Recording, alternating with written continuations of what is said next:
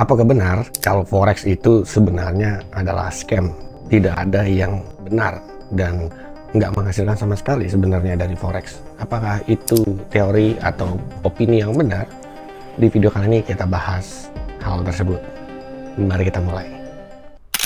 Alih-alih menjadi kaya dengan cepat melalui industri forex, kebanyakan orang malah mengalami kerugian besar.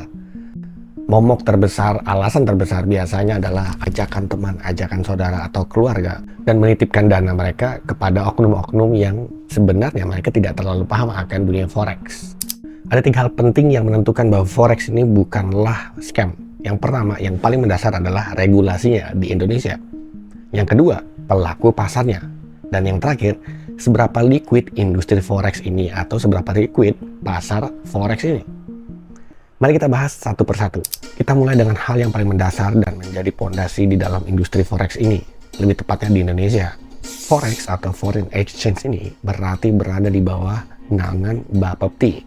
Bapepti ini singkatan dari Badan Pengawasan Perdagangan Berjangka Komoditi, di mana mereka mengawasi perdagangan komoditas, termasuk salah satunya adalah forex, yaitu foreign exchange.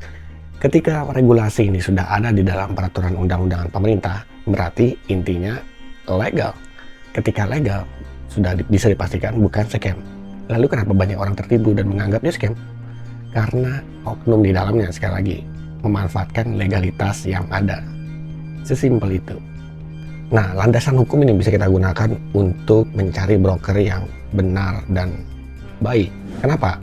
Karena mayoritas broker dari luar negeri itu tidak mendaftarkan perusahaan mereka di Bapepti, tapi mereka beroperasi di Indonesia. Nah, ketika beroperasi, beberapa broker-broker nakal ini, kebanyakan dari mereka tidak memiliki dana yang cukup ketika nasabahnya mencoba untuk withdraw dana mereka. Nah, oleh karena itu, landasan hukum ini bisa kita pakai untuk mencari broker yang baik. Jika brokernya terdaftar di Bapepti, bisa dipastikan broker itu cukup baik. Yang kedua, kita bahas pelaku pasarnya.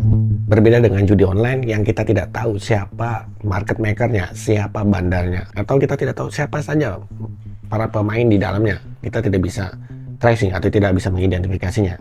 Sedangkan untuk forex sendiri, kita bisa tahu siapa market makernya, siapa liquidity providernya, semua tercatat dengan baik. Untuk pelaku pasar yang terbesar di forex itu adalah bank sentral. Bank sentral ini biasanya bank yang mengatur keuangan suatu negara. Contoh bank sentral yang biasa kita kenal kalau di Indonesia yaitu Bank Indonesia.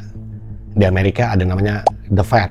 Atau yang cukup terkenal di Inggris yaitu Bank of England. Nah, ini contoh bank sentral yang menjadi market maker di industri forex. Sedangkan untuk big bank atau bank-bank besar contohnya adalah JP Morgan. Dan para retail yang paling bawah seperti kita ini forex trader retail. Nah, ketika kita melihat bagaimana industri ini bergerak dan juga kita tahu siapa-siapa saja pemain di dalamnya dan kita bisa mengidentifikasi siapa aja yang ada di dalamnya, berarti ini bukan scam. Kita bisa mengidentifikasi, ini alasan kuat yang kedua, forex itu bukan scam. Yang terakhir kita bahas likuiditas di dalam market forex ini. Seberapa besar volumenya, seberapa besar transaksi di dalam industri forex ini. Untuk hal ini kita ngomongin data, kita pakai data dari Bank for International Settlement. Nah, ini yang memberikan data berapa transaksi per harinya. Terakhir data diambil dari April 2025, lebih besar dari tahun 2022.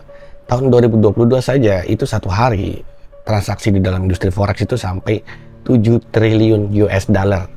Sedangkan di 2025 itu mencapai 9 triliun US dollar. Bisa bayangkan seberapa besar industri forex ini. Berbanding terbalik dengan saham. Sedangkan saham di Indonesia yang hanya buka Senin sampai Jumat, per harinya saja itu hanya puluhan miliar, 20 sampai 40 miliar per hari. Itu dalam rupiah. Sedangkan forex itu sampai triliun US dollar dalam satu harinya, dan itu buka Senin sampai Jumat 24 jam. Berbeda dengan saham yang hanya 8 sampai 10 jam aja satu harinya. Ini berarti transaksinya begitu besar. Ketika transaksi begitu besar, menyatakan bahwa forex itu bukan scam. Yang perlu diperhatikan adalah kenapa banyak orang yang merugi di forex. Yang salah sebenarnya adalah orangnya, bukan sistemnya, bukan forexnya. Dimulai dari hal yang paling simpel, yaitu mindset. Kebanyakan orang masuk ke dunia forex hanya berpikir ingin kaya dengan cepat. Padahal salah. Sekali lagi, forex itu bisnis. Ketika bisnis itu membutuhkan waktu, membutuhkan proses, dan juga portofolio. Ada orang kaya sekejap mata kaya lewat forex. Kalau ada, semua orang yang bermain forex sudah kaya.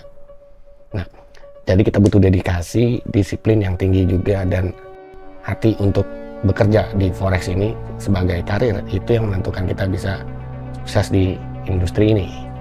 Jadi sekian video kali ini, semoga membantu membuka mata kita bahwa forex itu bukan scam, tapi forex ini bisa menjadi keran lain atau mata pencaharian kita yang lain, atau bisa menjadi yang utama bahkan jika kita berdedikasi, disiplin, dan menaruh hati di dalam pekerjaan kita sebagai trader.